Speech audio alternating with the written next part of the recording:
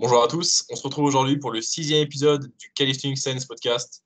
C'est Morgan, toujours en compagnie d'Alexandre. Salut les gars. Aujourd'hui, on va répondre à vos questions uniquement sans faire la partie critiquement routine. Parce qu'honnêtement, on n'a pas eu des routines très très intéressantes cette semaine-ci, ni des routines très claires. Donc on a décidé de vous faire un épisode un petit peu plus court que d'habitude, avec uniquement des questions. Et ça va pas vous faire de mal, parce qu'on a fait que des épisodes d'1h20 ces derniers temps. Donc ça va être sympa, un petit épisode de 45 minutes. On va voir, hein, peut-être qu'on va déborder un petit peu plus, hein, comme Non, d'habitude. 45 minutes, mais peut-être que ça va finir en 1 heure. On ne sait pas. Bon, on verra. De toute façon, on va répondre à toutes vos questions en détail, comme d'habitude. Je vais commencer avec la première question de la part d'Étienne, qui nous demande quel est le meilleur exercice pour travailler le haut des pectoraux. Moi je dis, pourquoi est-ce que tu veux travailler le haut des pectoraux en calisthenics? On s'en fout complètement, à part pour l'esthétique. Donc peut-être qu'avoir plus d'unités motrices te rendra plus fort. Donc voilà. Ensuite, pour moi, il n'y a pas vraiment un meilleur exercice comme d'habitude en musculation. Et isoler un chef musculaire est super compliqué. Donc ça va vraiment dépendre de ta génétique, de tes points forts. C'est vraiment, pour moi, le haut des pectoraux est beaucoup plus génétique pour voir comment tu vas répondre à tel exo. Donc on a souvent préconisé le développé incliné comme meilleur exercice. Donc c'est un peu le débat qu'il y a eu sur les réseaux ces derniers jours. Puis moi je trouve qu'il y a aussi peut-être les élévations frontales avec halter par exemple ou la poulie avec un petit flex et tu viens relever comme ceci, ça peut plus ou moins stimuler ce haut de pectoraux. Et puis faire des petites variantes de pike push-ups légèrement déclinées, enfin inclinées mais plus en imitant plus enfin une handstand push-up ce qui ressemble à une pompe. Ça pourrait peut-être travailler plus ton haut de pectoraux au niveau du calisthenics. Donc voilà, ça ferait 3 exercices qui pourraient travailler ton haut de pec. Mais voilà, moi je trouve que enfin, si on pratique le calice, on n'a pas vraiment besoin de. On fait pas du bodybuilding, on va pas chercher à travailler vraiment ce haut de pectoraux. Et puis même en faisant tous les exercices de base, même des pompes ou des choses comme ça, tu vas quand même travailler suffisamment tes pectoraux. Et donc si tu as une bonne génétique pour le haut de pec, tu vas peut-être en développer. Si pas, bah, tu l'auras pas et tant pis. Donc, je crois que la plupart des gens ont quand même plus dur à avoir un haut de pec qu'un bas de pec. Donc, voilà. Je sais pas ce que tu en penses, toi, Morgan. Je vais revenir ouais, un petit peu sur ce que tu as dit. Déjà, niveau performance, quel est l'intérêt de travailler isolément le haut des pectoraux? Oui, ça peut avoir du sens parce que ça rendra globalement tes pectoraux plus gros, donc plus forts en travaillant, en essayant d'optimiser le développement de tout l'ensemble des pectoraux.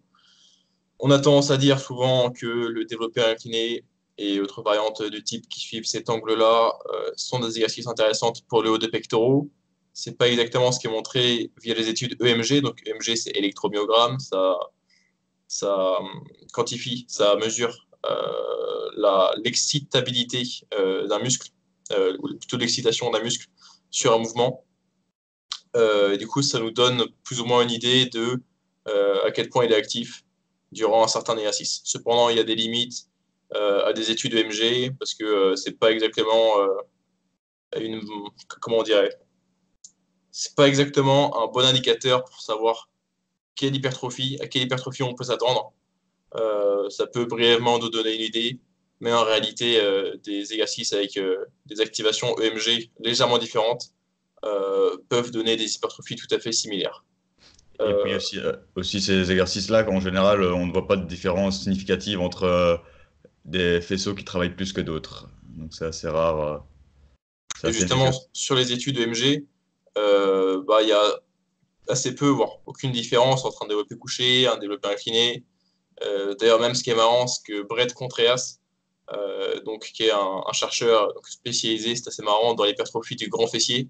On l'appelle the glute guy, donc l'homme fessier en anglais. Il avait fait des études EMG, donc uniquement sous forme d'études de cas, uniquement sur lui. Et il a testé beaucoup d'exercices de pectoraux.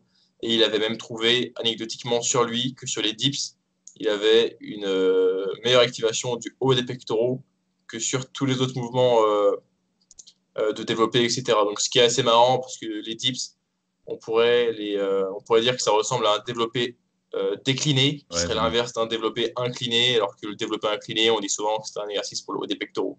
Tout ça pour vous dire que dans tous les exercices de pectoraux, tous les faisceaux, tous les chefs, donc sur les pectoraux, on a deux faisceaux, on a le chef sternal, donc qui a des fibres relativement horizontales, et on a le chef claviculaire, parce que le grand pectoral s'insère pour le chef claviculaire sur le tiers médial de la clavicule, donc sur le tiers interne de la clavicule.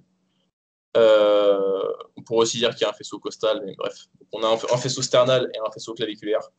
Dans tous les mouvements, ces deux faisceaux travaillent.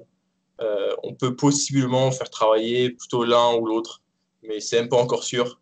Et je vous recommande simplement d'utiliser des développés inclinés ou des choses du genre comme variation de votre entraînement sur le long terme, plus que comme des exercices à un moment sur un mésocycle donné pour travailler le haut des pectoraux précisément. Donc je vous recommande de vous concentrer sur l'hypertrophie globale des pectoraux et vous prendrez aussi du haut des pectoraux. Encore une fois, sur la longueur, sur la durée, ce qui va vous assurer d'avoir un développement complet, ça va être d'avoir une certaine variété dans votre choix des exercices, mais quand même pas trop de variété. Vous avez trop de variété si jamais vous avez plus que 3-4 exercices par groupe musculaire par mésocycle. D'ailleurs, pour des groupes musculaires qui se travaillent plutôt en isolation, comme le deltoïde latéral, comme les biceps ou les triceps, vous pouvez avoir moins de variété, type 1 à 2 exercices uniquement. Je vous recommande d'avoir peut-être 2 à 3 exercices, peut-être 4 parfois, sur des plus gros groupes musculaires uniquement, et sur des groupes musculaires qui se travaillent sur différents plans. Par exemple, les triceps, qui, du fait de leur longue portion s'insérant sur la scapula, ont une activation un petit peu différente en placement de l'épaule. Donc, selon si vous avez l'épaule en flexion, c'est-à-dire le coude au-dessus de la tête, ou le coude devant vous, donc dans une position où vous avez un peu moins de flexion, mais vous êtes quand même en flexion, ou si vous êtes en position anatomique de référence, donc avec le coude le long du corps, vous allez avoir une activation différente des triceps. Donc, sur ce genre de groupe musculaire, donc sur les muscles polyarticulaires, vous pouvez avoir un peu plus de variation. C'est intéressant de ne pas avoir trop de variations non plus sur un mésocycle donné, simplement pour vous garder de la variation pour les cycles d'entraînement à venir. Donc, garder 2-3 exercices en général par groupe musculaire. Et ces exercices-là, je vous recommande de les garder pareil, 2 à 3 mésocycles, donc cycle d'entraînement, avant de modifier vos exercices. Des exercices d'isolation peuvent être changés un petit peu plus souvent parce qu'il y a moins d'apprentissage neuronal, neurologique, donc technique de tout ça. Il y a une moindre place des adaptations neurologiques dans des exercices d'isolation. Donc, pour conclure sur cette question du haut des pectoraux, ce qui va te permettre de prendre du haut des pectoraux, Étienne, c'est de travailler l'ensemble des pectoraux via une variété d'exercices, que ce soit des dips, du développé couché à la barre aux haltères, du développé incliné à la barre aux haltères, des pompes lestées, jouer aussi avec, sur le long terme, au niveau de ta planification de variation, différentes largeurs de prise, ce genre de choses. Tu peux même utiliser des écartés à la poulie pour avoir de la tension sur tes pectoraux en position de contraction. Donc, c'est intéressant d'avoir des exercices qui mettent un pic de tension sur une certaine musculature à différents moments de l'amplitude du mouvement. Donc, c'est intéressant sur le long terme d'avoir, comme je disais, des écartés à la poulie peut-être pour surcharger la fin du mouvement parce que vraiment, tu es en adduction horizontale totale du bras, c'est-à-dire que tu as vraiment les coudes resserrés devant toi. Ou alors des pompes aux anneaux aussi, ça c'est excellent aussi pour travailler cette adduction. Les pompes aux anneaux et tu viens ramener les deux anneaux l'un vers l'autre pour rester un peu dans le calice. Donc on voit trop souvent des pompes au bar ou des choses comme ça, mais si vous voulez vraiment optimiser un peu vos pectoraux, l'hypertrophie de vos pectoraux, n'hésitez pas à travailler des pompes aux anneaux avec une belle adduction. Plus déverrouiller bien les coudes et rapprocher, ça travaille aussi plus le biceps et les épaules en même temps, donc ça c'est cool. Voilà, les Très pompes complet aux comme. anneaux, c'est une bonne variation, parce que c'est un petit peu... Moi, j'aime bien comparer parfois les anneaux, pour l'hypertrophie du moins, à un mix entre une poulie et des haltères, parce que vous avez la liberté de mouvement de vos mains, donc ça permet sur des pompes aux anneaux de descendre assez bas et en ayant les mains qui s'écartent un petit peu pour avoir d'autant plus d'abduction horizontale, donc abduction, c'est-à-dire bras écartés, et en haut de remonter, de resserrer les mains, donc d'être en adduction horizontale cette fois-ci. Donc vraiment les coudes qui se resserrent vachement en fin de mouvement. Donc c'est une bonne variation aussi à inclure. Et si on veut rester sur du poids de corps et tenter de surcharger cette partie-là, donc la fin de l'amplitude de contraction des pectoraux, c'est une bonne alternative également.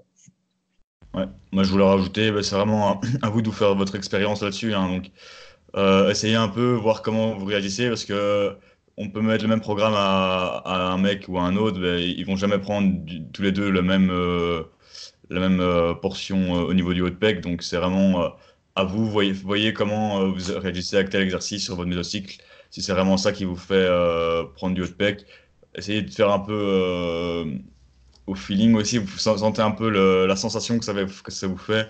Vous voyez bien si vous recrutez plus la partie haute, c'est souvent, si vous êtes vraiment bien attentif à ces détails, bah, ça peut faire la différence. Et oui, soyez objectif dans cette analyse. Et c'est comme ça que vous savez comment vous réagirez mieux à tel exercice, plutôt que de dire ah, il y a un meilleur exercice, donc je vais le faire absolument.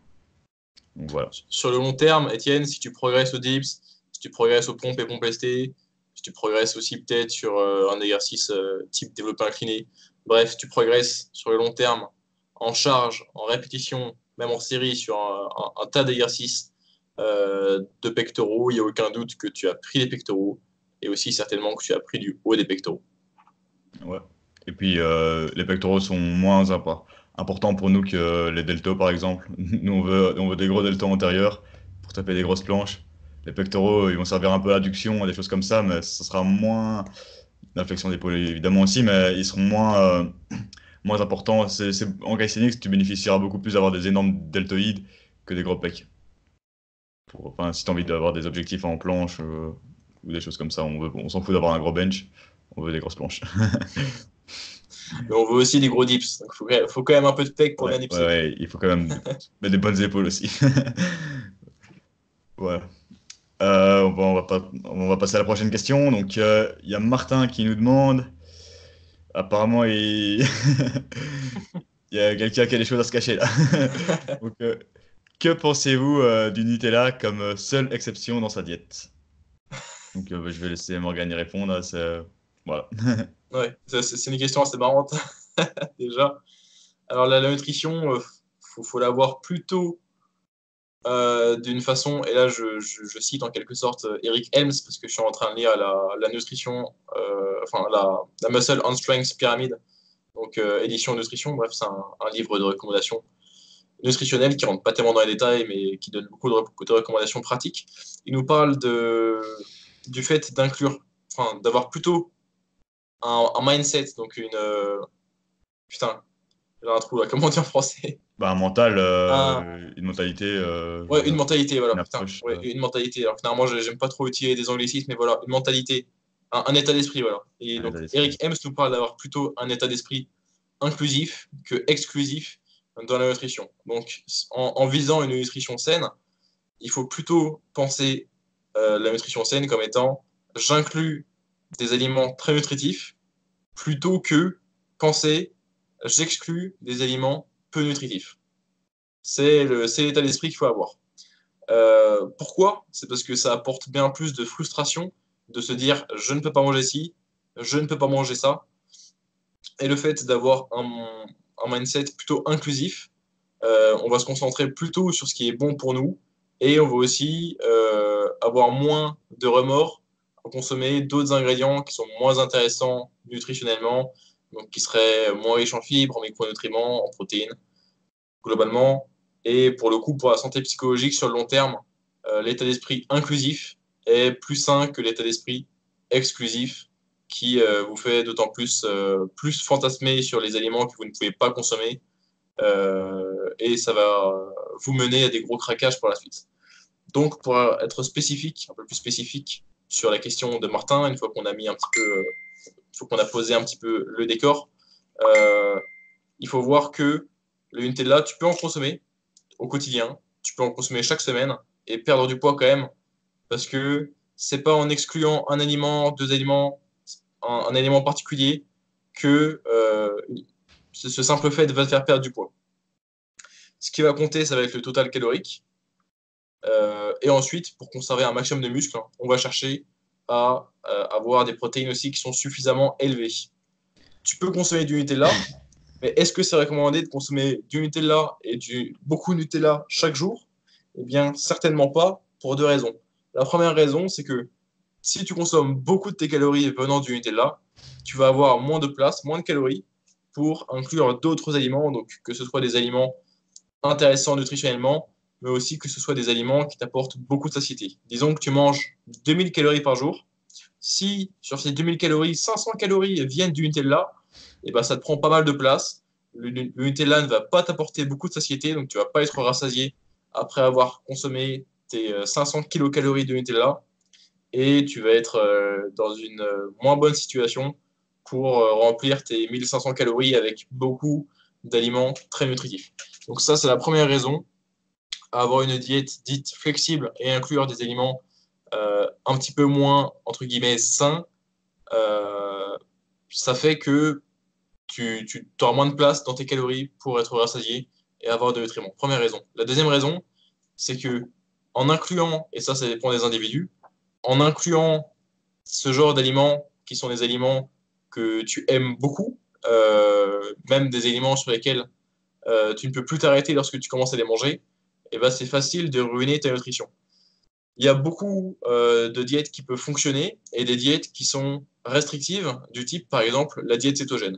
La diète cétogène, elle peut fonctionner parce que le simple fait de dire vous ne pouvez pas excéder 50 grammes de glucides par jour, ça exclut de façon catégorique tout un tas d'aliments. Si jamais vous avez tendance à avoir des fringales pour des cookies par exemple, et que vous êtes en diète cétogène, ça va vraiment vous faciliter la vie parce que les cookies sont simplement interdits en fait. Vous ne pouvez pas manger de cookies, vous ne pouvez pas manger tout un tas d'aliments qui sont à la fois très glucidiques et très lipidiques, qui sont en fait donc les aliments qui sont à haute palatabilité. Je ne sais pas si ça se dit en français, mais en anglais c'est palatability, c'est-à-dire les aliments qui vous font sécréter beaucoup de dopamine, qui vous apportent beaucoup de plaisir lorsque vous les mangez. C'est des aliments sur lesquels vous ne pouvez plus vous arrêter, qui sont les aliments qui sont à la fois sucrés, lipidiques, donc gras, et salés. Certaines nutritions, comme la diète cétogène, ça exclut totalement ces aliments-là parce que la diète cétogène vous interdit de manger des glucides. J'ai un petit peu digressé, mais c'est pour dire que en incluant des aliments dans votre nutrition qui sont les aliments que vous adorez et sur lesquels vous risquez de surmanger, vous prenez le risque de ruiner votre nutrition via le simple fait d'inclure ces éléments-là. Parfois, le fait d'avoir un état d'esprit, et là au contraire de ce que disait Eric Helms, un état d'esprit exclusif, donc le fait de dire dans ma diète, je ne peux pas manger de cookies, ça va simplement euh, exclure l'idée de consommer cet aliment et ça va vous aider à avoir une meilleure adhérence pour le reste.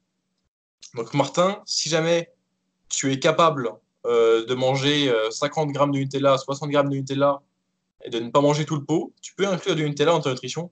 C'est tout à fait OK, à condition que tu n'y accordes pas beaucoup de calories, donc de façon à ce que tu puisses à côté avoir des aliments plus nutritifs. Cependant, si jamais tu es le genre de personne qui, une fois que tu commences à attaquer le Nutella, tu vas finir par manger la moitié du pot, si ce n'est le pot entier, c'est peut-être une bonne idée de l'exclure, même ne serait-ce que temporairement, pour être sûr que bah, ça ne tourne pas mal si jamais tu commences à attaquer le Nutella. Et je dis que ça peut être OK de l'exclure temporairement, parce que peut-être qu'une fois que tu auras fini ta période de sèche, donc ton déficit calorique, que tu auras retrouvé euh, une meilleure relation avec la nourriture, donc une fois que tu seras peut-être à maintenance, tu seras en mesure de consommer juste un petit peu de Nutella sans exploser le pot. Mais lorsqu'on est en sèche, on a tendance à voir ressurgir à des comportements un petit peu boulimiques. Donc, ça peut être intéressant d'exclure ces aliments sur lesquels tu as tendance à surmanger, overeat. J'ai un peu digressé, mais tout ça pour dire que si tu es en mesure de manger juste un peu de Nutella, que ça te fait plaisir et que tu es en contrôle, tu peux en inclure. Mais si jamais rapidement tu finis par en manger bien trop et que ça ruine ta nutrition, c'est peut-être une bonne idée de l'exclure. Ouais, ouais, tout est clair là-dessus, hein, franchement. Là, pour un petit truc ou deux, ouais, pas rien à dire, non, c'est top. Donc voilà. Alexandre, est-ce que tu peux nous parler de cette expérience avec des tacos? Ouais, Sujet d'actualité. J'étais un peu exclusif là-dessus, alors j'ai dû me venger en attaquant un truc. Non, moi j'aime bien être très exclusif par contre, donc j'aime bien avoir vraiment ma diète bien carrée toute la semaine. Donc j'ai vraiment l'impression de bien faire les choses quand je suis exclusif. Par exemple, bah, tout ce qui est Nutella, sucré, hop, je back tout, toute la semaine clean. Et j'aime bien me faire un énorme écart par semaine. Par contre, dans cet écart, on avait souvent dit essayer de faire des écarts, enfin, c'est beaucoup plus sain de faire des écarts un peu plus contrôlés où tu calcules un peu ce que tu vas manger. Ben, moi, j'aime bien faire vraiment du all-in et me mettre 5000 calories d'un coup dans le truc. Puis j'ai deux, trois petites stratégies pour assumer ça le lendemain et le jour même. Donc, mais je sais que c'est un peu contradictoire avec mes entraînements, mais j'ai continué à le faire pendant des années, ça fonctionne. Ma diète tient, j'arrive à progresser physiquement, des choses comme ça. Bah bon, sûrement que si je les faisais pas, enfin, moi, je serais sûrement meilleur aujourd'hui, mais bon, voilà, faut savoir faire. On peut pas tout faire bien. Et ces derniers temps, j'avais un petit challenge en tête. Et enfin, depuis 2 3 ans, je voulais réussir à faire le giga tacos parce que quand je fais mes écarts, je rigole pas, j'ai quand même un bon estomac et j'aime bien vraiment. J'ai des bonnes capacités d'assimilation de nourriture. Et donc, là, je m'étais entraîné un peu cette semaine justement pour passer le giga tacos que j'ai validé après 6 essais. Donc, je vous encourage à aller voir ma vidéo sur ma chaîne 012 Workout qui sera dans la description. J'ai finalement réussi à le valider. Et donc, et donc voilà, les tacos, je les mangerai vraiment pas du tout dans ma diète. Mais par contre, j'ai quand même des petites recettes de WAP assez sains que j'incorpore de temps en temps. Mais je fais pas du tout en mode tacos avec le fromage et des choses comme ça. Je fais des WAPs avec un peu de poulet, hop, une petite sauce piment 0 calories. Enfin, je mets de la purée de piment, donc c'est que du piment.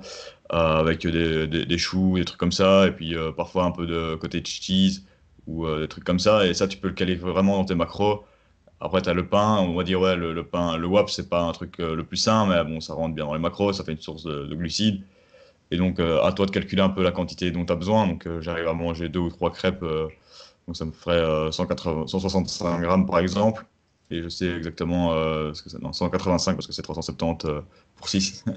Donc, en glucides, ça rentre dans mes macros et je peux en manger 2 3 fois semaine sans problème, quoi. Donc, après, je le fais pas tout le temps et je le fais une fois. C'est un peu des aliments plaisir qui passent dans ma diète.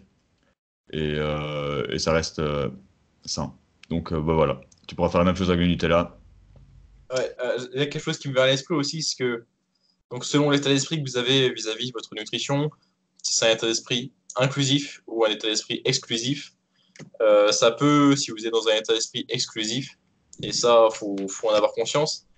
Si jamais vous êtes dans un état d'esprit plutôt exclusif et que par malheur, vous finissez par consommer un aliment qui est hors des aliments que vous devriez consommer, disons que vous êtes plutôt dans une diète assez rigide et que vous consommez à 10 heures un croissant, il faut faire très attention de savoir garder le contrôle sur le reste de la journée parce qu'il est très fréquent de se dire, ok, bon, voilà, j'ai consommé quelque chose qui était en dehors de ce qui est autorisé.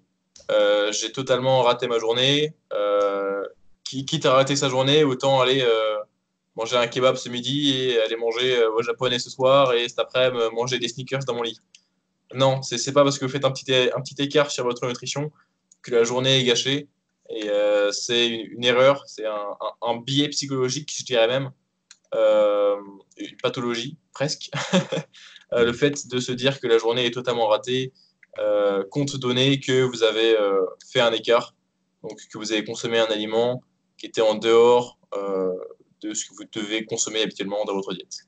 Donc faites bien attention lorsque lorsque vous approchez votre nutrition avec un état d'esprit exclusif, euh, de ne pas finir par faire un cheat day si vous avez un aliment entre guillemets interdit à un moment dans votre journée, quoi. Ça, ouais. Ok, on passe à la troisième question. Troisième question, elle était de qui cette question? Tu te souviens la question sur le C'était site? aussi un Martin, c'était aussi Martin. Un autre Martin. Ah ok, c'était un autre Martin. Donc Martin 2 nous demande, nous pose une question sur les différents types de splits. Donc, on va du coup discuter de l'intérêt de certains, de d'autres, de l'importance que ça a dans la programmation en général. On va formuler ça sous la forme de quel est le meilleur split pour s'entraîner, peut-être?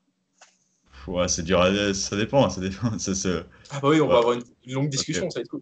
Ouais, je peux le dire, mais le meilleur split, c'est celui que vous pouvez tenir, quoi. Donc, et après, il y a des splits qui favorisent une meilleure fréquence, un meilleur volume, une meilleure approche technique pour certains mouvements, et certains en fonction un peu de ce que vous voulez travailler sur le moment. Vous aurez plus intérêt à faire un cycle, un split que d'autres. Après, vraiment, c'est celui que vous faites plus régulièrement qui va payer. Euh, donc, on peut commencer par ceux que je trouve les plus optimaux pour le calisthenics. Pour moi, il y a le split que j'utilise pas mal de temps, c'est le bent arm, straight arm et jambes. Donc on peut le faire en mode 6 jours semaine ou même en mode 3 jours et un jour de repos et puis 3 jours et un jour de repos. Je pense que celui-là fonctionne sur la majorité des personnes parce qu'on peut vraiment s'assurer d'avoir une bonne récupération dedans. Ça favorise des bons progrès sur le long terme. C'est le split qui a été beaucoup mis en avant par les coachings de Ido Portal et par beaucoup d'autres entraîneurs. Donc, j'ai pu tester ce split pendant pas mal de temps avec Little Beastem et j'entendais pas mal de gens qui ont fait ce split et c'est vraiment une valeur sûre. Après, si on veut le mettre un peu plus en mode hardcore avec bent arm, straight arm, jambe, bent arm, straight arm, jambe, donc répéter ça 2 fois par semaine, ça commence à être plus en haute fréquence, faut bien gérer son volume, ne pas trop en faire, là, il faudra faire plus attention, ça peut être plus à risque. C'est le genre de split aussi, si vous surchargez un peu un exercice, ben, vous allez vous foncer droit dans le mur et vous allez vous cramer en début de cycle. Donc bien répartir son volume, ne pas en faire de trop. Avec le jour de repos, ça permet vraiment de pouvoir faire des grosses séances, style à 3 exercices pour le haut et en superset par exemple, donc ça ferait 6 exercices haut et puis peut-être même encore de l'isolation. Lors de la séance bent arm et straight arm, vous limitez un peu, ou ça dépend. On a souvent peur d'avoir un manque de récupération entre la force bras pliés et bras tendus, entre le bent et le straight pour si j'ai pas été assez clair. Mais franchement, pour avoir essayé, j'étais aussi un peu sceptique. Mais il n'y a aucun souci, vous allez quand même, si vous faites le bent avant, moi j'aime bien le faire le bent avant parce que j'ai l'impression que le straight demande moins de fraîcheur, moins de force, moins de ressources que la force bras plié. Et donc ça dépend. C'est vrai qu'en fait, c'est vraiment, vous pouvez adapter ça comme vous le souhaitez. Et puis bah, les jambes, soit vous les faites, soit vous les faites pas, vous refaites des abdos à la place, de la mobilité. Donc il y a vraiment moyen de customiser ce split. Donc c'est un des splits que j'affectionne le plus pour ce qui est plutôt du skill. Et même pour le bent arm, on s'est très bien progressé en traction lestée, en dips lesté avec 2 jours semaine de bras pliés. Et donc ça permet vraiment d'être très complet. En fait, avec ce genre de split, on peut progresser sur beaucoup d'aspects. On peut vraiment progresser sur sa force bras pliés, bras tendus, sur du street lifting et sur des planches en même temps. Donc ça, c'est vraiment assez incroyable. C'est juste que faire ça toute l'année, à un moment, il y a quand même un moment où vous allez un peu plus atteindre un plateau. Mais on peut très bien progresser sur toute l'année. En fait, si vous faites ça bien, il n'y a aucun souci. Du moment que vous mixez un peu vos volumes et autres. Ensuite, un split qui est vraiment pas mal aussi, c'est le 3 fois haut du corps pour un débutant. Ça, c'est parfait, c'est vraiment pas mal. 3 fois full body. Donc, pour les débutants, c'est celui qu'on préconise souvent. Il est pas mal du tout. Ce qui est dur, c'est de taper les jambes en même temps. Donc, souvent, vous faites seulement un exercice jambes antérieures, un exo jambes postérieures et des exercices un peu moins intenses. Parce que commencer à taper du squat 3 fois semaine, du deadlift 3 fois semaine, même si vous êtes débutant, ça peut être fatigant. Donc, privilégiez peut-être un exercice poids du corps, style des step-up et puis, ou des pistol squats, et puis un exercice pour la chaîne post, style du relevé de bassin ou des Nordic curl. Donc, ça peut être sympa. Et puis, répétez 3 fois les mêmes mouvements, ça va vraiment vous apprendre à faire des mouvements. Donc, le full body, il est pas mal du tout. Et une fois que vous êtes plus avancé, vous pouvez garder un full body, mais vous gardez un upper, lower, et vous faites 2 ou 3 fois le haut du corps et 2 fois le bas du corps. Ça vous permet vraiment d'avoir une fréquence d'entraînement vachement plus importante, rentrer facilement dans les fourchettes de l'hypertrophie, ne pas faire de séances trop longues, garder une fraîcheur. Vous n'allez pas avoir des énormes courbatures le lendemain parce que vous allez bien splitter aussi votre volume. Donc c'est pas mal intéressant aussi. Vraiment, celui-là, il est top. Ça permet vraiment. Voilà, il y a moyen de le faire aussi en périodisation ondulatoire pour travailler certains facteurs pendant que d'autres récupèrent et des choses comme ça. Donc le full body, il est top. Ensuite, il y a aussi un split très connu, le push-pull legs. Donc celui-là, il est vachement sympa aussi. Donc soit vous le répétez comme le straight arm, bent arm avec un jour de repos, et puis vous le répétez 2 fois. Là, ça vous permet aussi d'avoir une très bonne récupération. Donc vous pouvez quand même y aller pas mal sur le volume et l'intensité. Donc sachant que vous allez avoir moins de fréquence avec ce type de split qu'avec un 3 fois upper, il va falloir augmenter le volume lors de vos séances. Donc par exemple faire un set en plus ou un exercice en plus lors de la séance, contrairement à un 3 fois upper. Et puis, vous avez, si vous faites le jour de récupération, de nouveau encore plus. Il est pas mal pour vraiment envoyer sur une séance, récupérer, enfin, et travailler les autres muscles le lendemain. Franchement, c'est pas mal aussi un split que beaucoup adhèrent. Donc voilà, ça c'est vraiment les 3 splits qui sont pour moi les plus intéressants à utiliser. Il y a aussi des variantes du split que je viens de vous dire, des push-pull legs. Un qui est pas mal, c'est de mixer un peu un push-pull, legs et puis upper, et puis un legs par exemple. Celui-là, c'est vraiment un split que j'utilise beaucoup parce que souvent on n'a pas forcément 3-4 entraînements semaine. Si on a des objectifs plus haut du corps, faire un split de ce style permet vraiment de varier aussi. Vous allez faire une fois une séance push, une fois une séance pull, puis une fois les jambes, et après vous faites. Parfois on peut même mettre les jambes dans le push, comme ça vous avez un rappel jambes, donc ça vous permet de faire avec 4 entraînements semaine à la fois les jambes et vraiment bien faire différents types de séances. Et puis une upper en superset où vous faites en 7 pairés combiné comme on adore le faire en push and pull dans la même séance. Donc ça c'est top. Et puis il y a des autres splits plus chimiques que j'ai pas trop envie de décrire, comme le bro split, où on travaille en isolation que les pectoraux un jour, le dos le lendemain, les biceps triceps, puis les jambes et puis les épaules. Donc voilà, ça on comprend vite qu'avec une fois par semaine, ça c'est pas optimal d'un point de vue fréquence. Vous allez toujours être en apprentissage constant sur vos mouvements. C'est pas mal pour les personnes qui arrivent à générer des volumes extrêmement importants et des grosses intensités.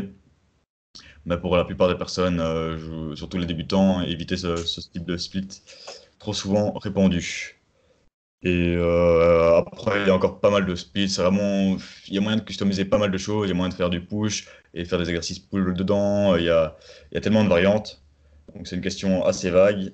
Je vais laisser Morgane rebondir un petit peu sur ce que j'ai déjà dit là.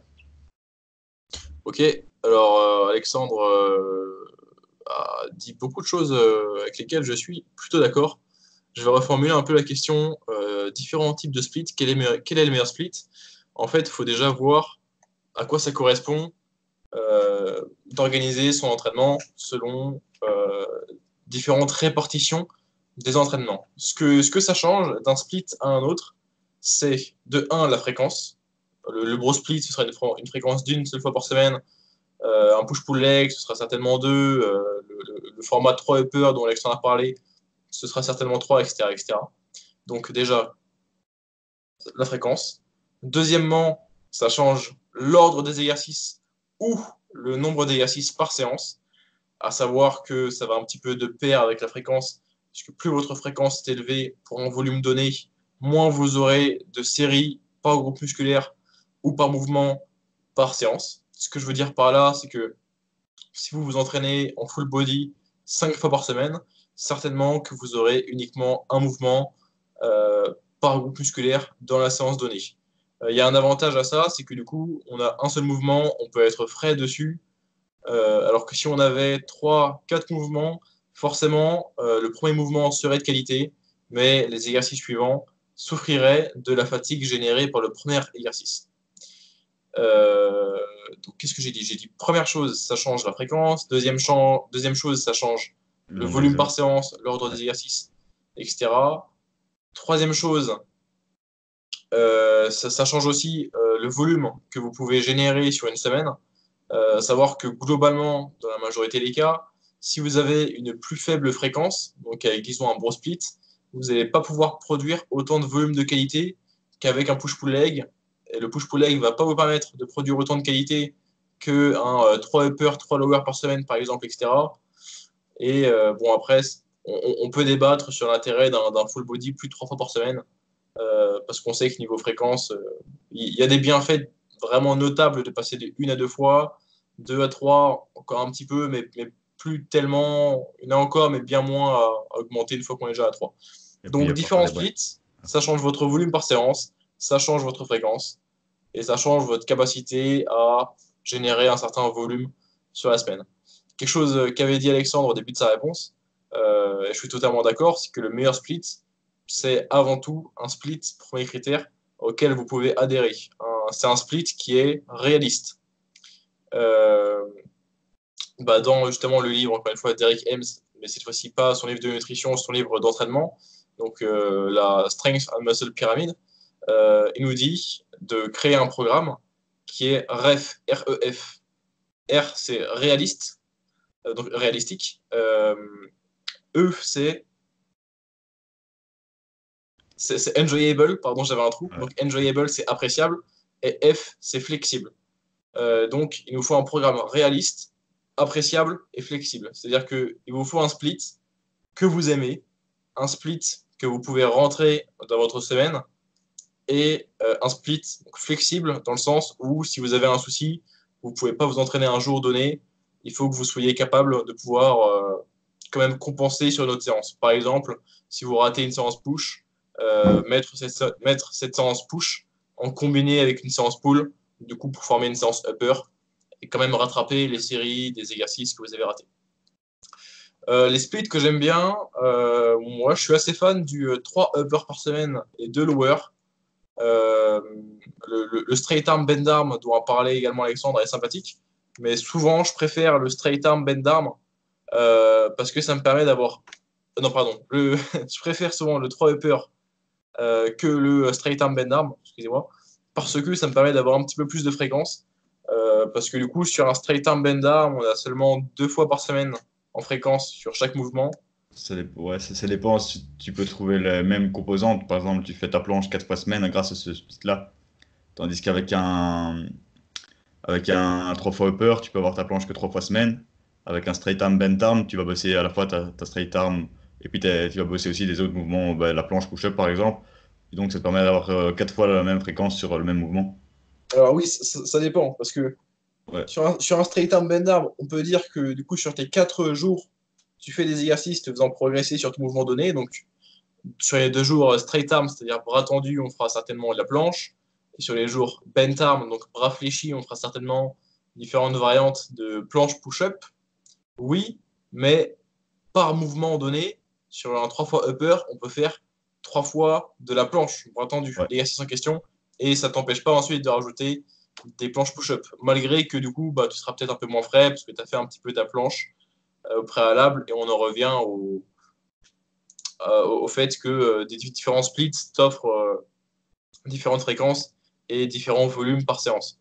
Moi, j'aime bien le 3 upper parce qu'il y a un peu plus de fréquence sur un mouvement donné que tu veux cibler. Par exemple, si tu veux dipser 3 fois par semaine, un 3 fois upper, ça fonctionne très bien sur ça, alors que sur un straight arm, bent arm, il faudrait mettre du dip sur une séance straight arm, et du coup, en fait, ça reviendrait à 4 upper par semaine. Ouais, Un, si on...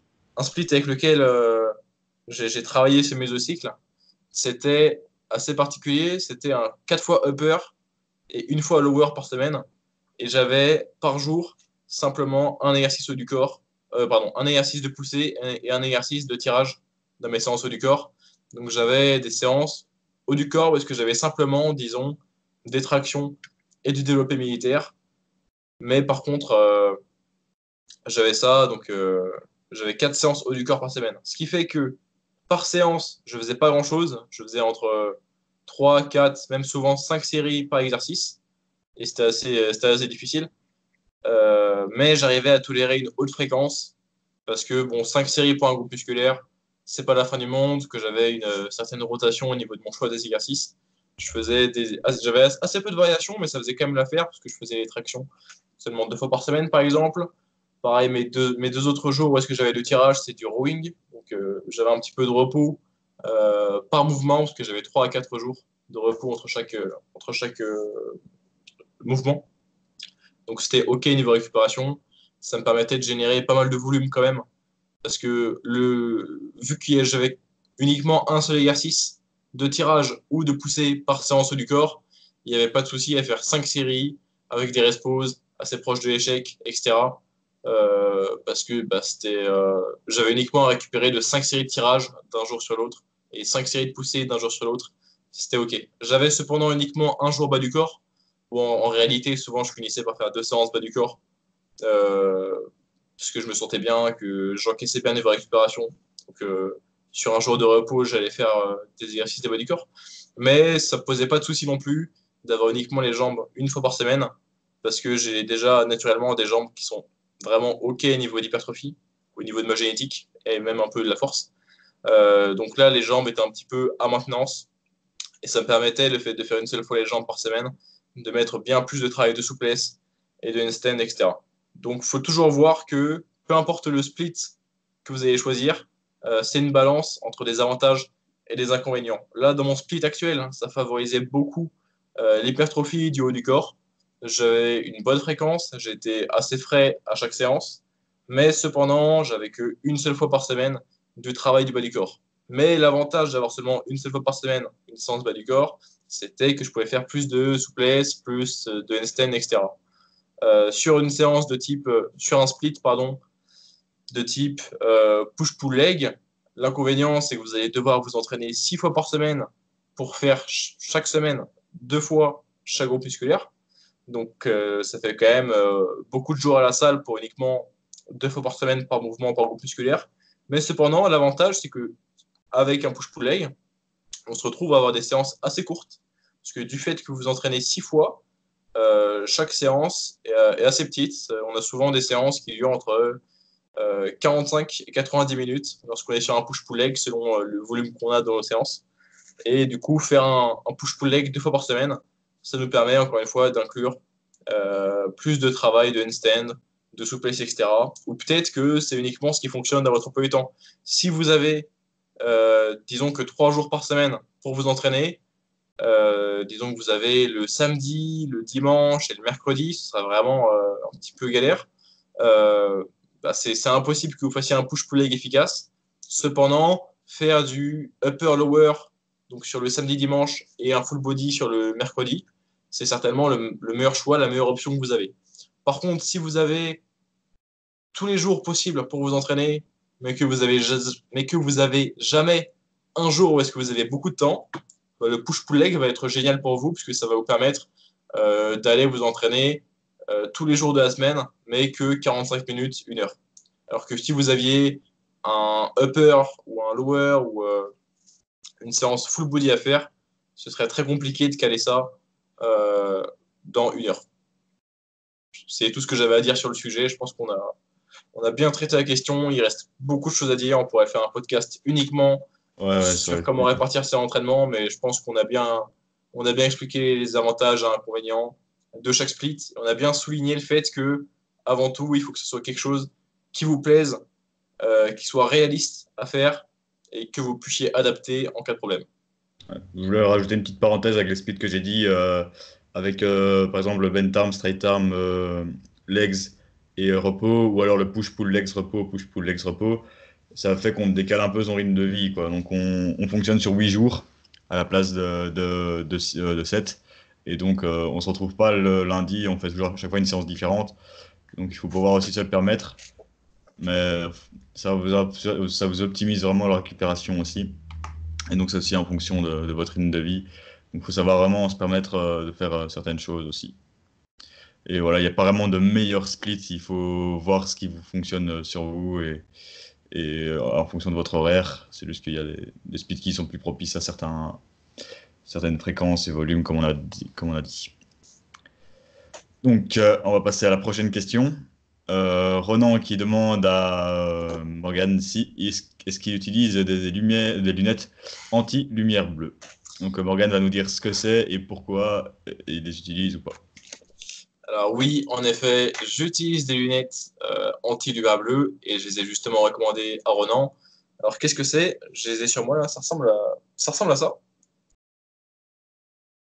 C'est des lunettes qui ressemblent un petit peu à des C'est lunettes pour se répéter à la d'airsoft. plage. Ouais. C'est des lunettes qui ont des lentilles de couleur orange. Et ce que ça permet, non pas uniquement la couleur orange, mais bref, je vous décrivais un petit peu à quoi ça ressemblait. C'est des lunettes qui nous permettent de bloquer en partie, hein, pas totalement, en partie, mais c'est quand même assez efficace, la lumière bleue provenant de nos écrans d'ordinateur, de télé, de téléphone, toutes ces choses-là. Alors pourquoi faire ça? Déjà pour protéger vos yeux lorsque vous travaillez longtemps sur l'ordinateur, mais principalement euh, pour la qualité de votre sommeil, parce que la lumière bleue, donc, qui est une lumière artificielle, va limiter va empêcher la production, pardon, de mélatonine, qui est une hormone du sommeil. Et c'est quelque chose qu'on cherche à éviter. On cherche à produire beaucoup de mélatonine pour avoir un endormissement rapide et un sommeil de qualité. Donc mettre vos lunettes anti-lumière bleue 1 heure et demie avant de vous coucher, ça va vous permettre du coup de commencer à produire de la mélatonine pour avoir un bon endormissement, faire une bonne nuit, malgré que vous soyez sur votre ordinateur le soir. Euh, Ça peut être intéressant si vous n'avez pas de lunettes anti-lumière bleue, déjà de télécharger certains logiciels ou certaines applications qui vont changer un petit peu la colorimétrie de votre ordinateur pour potentiellement limiter les émissions de lumière bleue. C'est pas tout à fait sûr que ça fonctionne à 100%, de la même façon qu'on n'est pas tout à fait sûr à 100% que les lunettes anti-lumière bleue fonctionnent très efficacement. Il commence à avoir quelques études qui paraissent sur ça, et je dirais que c'est prometteur, mais qu'on a encore besoin de plus de données à ce sujet-là. Ça fait, je crois, 3 semaines que je les utilise, et j'ai vu une différence. C'est certainement aussi en partie un placebo.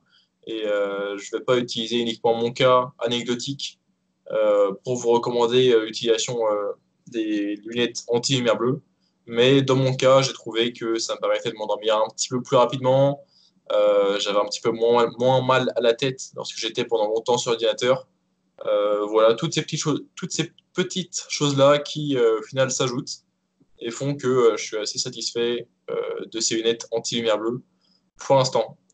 Si jamais vous travaillez pendant longtemps sur votre ordinateur, si jamais vous êtes forcé d'être sur votre ordinateur jusqu'à l'heure de votre coucher, vous pouvez essayer les lunettes anti-lumière bleue, vous pouvez en bénéficier, enfin vous pouvez tirer quelque chose de ce produit, mais sinon, si vous n'êtes pas obligé d'être sur votre ordinateur quelques heures avant le coucher, je vous recommande simplement d'éviter les écrans 1 heure et demie, même 2 heures avant de dormir pour avoir une bonne qualité de sommeil et un endormissement assez rapide.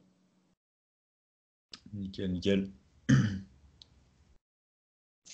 Voilà, c'est tout ce que j'avais à dire sur une attentive lumière bleue. On a ensuite quelqu'un qui nous demande simplement des nouvelles d'Alexandre.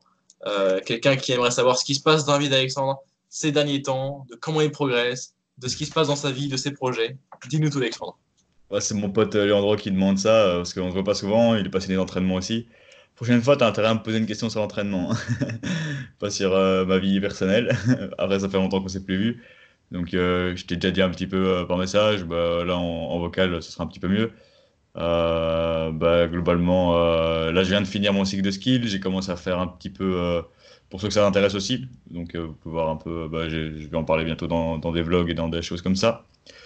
Donc, je viens de finir mon cycle de skill après pas mal de temps. J'ai fait un peu le tour au niveau de la planche, je commence un peu à sentir les progrès difficiles, je commence à stagner un petit peu. Là, j'étais un peu perdu, donc je voulais un peu trouver une nouvelle progrès à faire. Et là, je suis tombé sur une bonne petite progrès. Je vous expliquerai ça aussi dans un cycle de skill. Donc, ça va consister à faire beaucoup de prises de masse, enfin, pas une prise de masse, un cycle de volume, on va dire. Donc, un peu comme je parle dans ma vidéo périodisation en calisthenics. Donc là, on va repartir à zéro. Donc, je vais réaccumuler du volume. On va refaire pas mal d'hypertrophie pendant un certain temps. Et donc, j'ai hâte de. Là, j'ai commencé, je suis en ma deuxième semaine. Donc, je viens de faire la première semaine, on va dire, un peu transitoire. Et là, ça va commencer à être plus sérieux. Donc, ça va vraiment être pas mal au niveau du volume. Et ça va sûrement se transférer sur les skills bien plus tard. Donc il faudra être patient, viser long terme, et ça va déjà être chouette comme processus. Donc j'ai hâte de commencer ça. Donc je vais sûrement sortir une vidéo la semaine prochaine détaillant tous mes entraînements. Comme ça, vous pourrez vous faire une idée là-dessus. Et puis, comme j'ai parlé tantôt, je viens de réussir le défi Gigatakos. Donc, un de mes objectifs de ma vie vient d'être fini. Donc, je vais essayer de compenser, d'arrêter de faire des écarts énormes et on va rester un peu plus raisonnable là-dessus. Et donc, et voilà, Leandro, il faut vraiment qu'on se fasse un training ensemble, hein, qu'on discute un petit peu et quand tu veux. Donc voilà, c'était tout pour mes nouvelles. Je pense que le podcast, on a été pas mal aujourd'hui, donc on vous a promis un podcast court, donc on va s'arrêter là. Un J'espère podcast qu'on de a pu 50 répondre. minutes, Ouais, nickel. pas mal. Je vous remercie de nous avoir écoutés aujourd'hui. C'était déjà le 6e Calisthenics Science Podcast. Et ouais, on est régulier. J'espère que le concept du podcast vous plaît. Encore une fois, si vous avez des questions, vous nous les laissez, voilà. Vous nous les laissez en commentaire ou en message privé, peu importe, pour le prochain épisode. Également, si vous avez une routine d'entraînement et que vous vous demandez si elle est correcte, s'il y a des choses à améliorer, vous pouvez nous l'envoyer encore une fois et peut-être qu'on la traitera dans la séquence critiquement routine qu'il n'y a pas eu aujourd'hui, mais que vous retrouverez sur les prochains épisodes déjà. Voilà, c'est tout pour aujourd'hui et on se dit certainement dans 1 ou 2 semaines pour le prochain épisode du Calisthenics Science Podcast. À la prochaine.